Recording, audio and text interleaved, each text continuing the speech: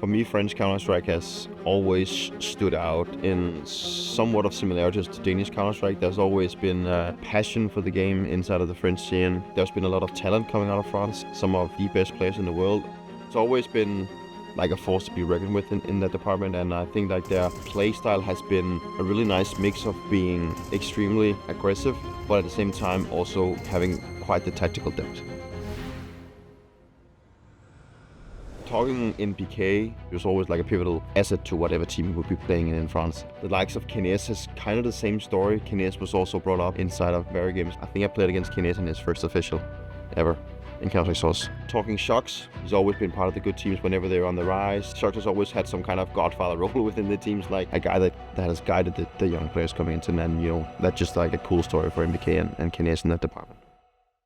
The funny story with me and Apex is that we were rivals for a long time. He and myself, we shared the same kind of role. He was probably the more aggressive of the two of us. We got to reunite inside of Vitality. He had obviously taken up another role of him being an Indian leader. He had this obsession with having a soldier, which didn't fit my playstyle also. And that is what you see now with the likes of Flames, and it works for him, so let's be honest, it's a great asset. Apex's IGL style is, in my opinion, the perfect fit. He understands and wants to try and utilize his players in the best possible way. Like, he recognizes and wants to figure out what strengths does my player have. And he's exceptionally good at reading the game. Not so much like in the micro decision, but more like in broad picture. Like, he always tries to be one step ahead. He has like the same kind of leadership that Glaive had. Like, he was working off the system, where Apex has maybe created the system.